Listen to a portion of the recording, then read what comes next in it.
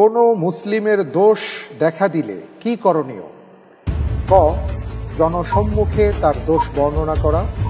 খ, তার দোষ গোপন করে রাখা। গ, তার জন্য দোয়া করা। ঘ, তার বন্ধুদের কাছে দোষ বর্ণনা করা।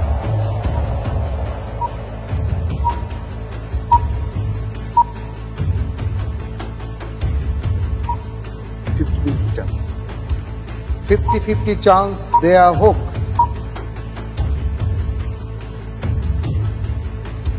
জি, 50-50 চান্স আমি দেখতে পাচ্ছি দুটো। তার দোষ গোপন করা, আরেকটি হচ্ছে তার জন্য দোয়া করা। হ্যাঁ, উত্তরটি হবে ইনশাল্লাহ গ, তার জন্য দোয়া করা। তার জন্য দোয়া করা লক করে দেব।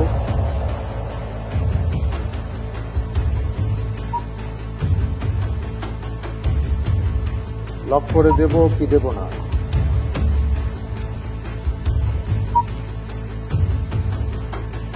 জি, লক করে দেন। জি জি, লক করে দেন। তার জন্য দোয়া করা লক করে দেওয়া হোক। গ,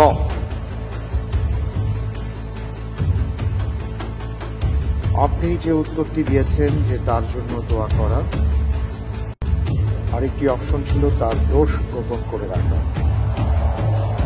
আমি দেখতে পাচ্ছি আপনার উত্তরটি সঠিক হয়েছে, আলহামদুলিল্লাহ। আল কোরআনের শেষ 10 পারার সূরাগুলোর মধ্যে সর্ববৃহৎ সূরা কোনটি? ক, সূরা ইয়াসিন। খ, সূরা যুখরুফ। গ, সূরা সাফফাত। ঘ, সূরা যারিয়াত। জি, আল্লাহর উপর ভরসা করে বলছি এটি হবে, অ্যান্সারটি হবে ক, সূরা ইয়াসিন। লক করে দেওয়া হোক ক, সূরা ইয়াসিন।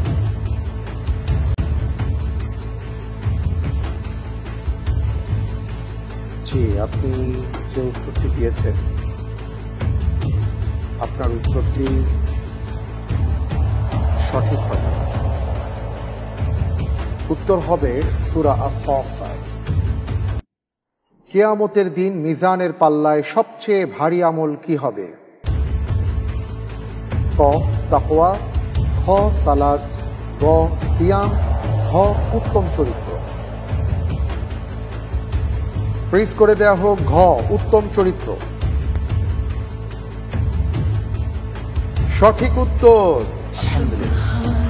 আলহামদুলিল্লাহ। প্রিয় দর্শক, আপনারা শুনেছেন রাসূল সাল্লাল্লাহু আলাইহি ওয়াসাল্লাম বলেছেন, যার উত্তম চরিত্র হবে কিয়ামতের দিন মিজানের পাল্লায় তার আমলনামা ভারী হবে।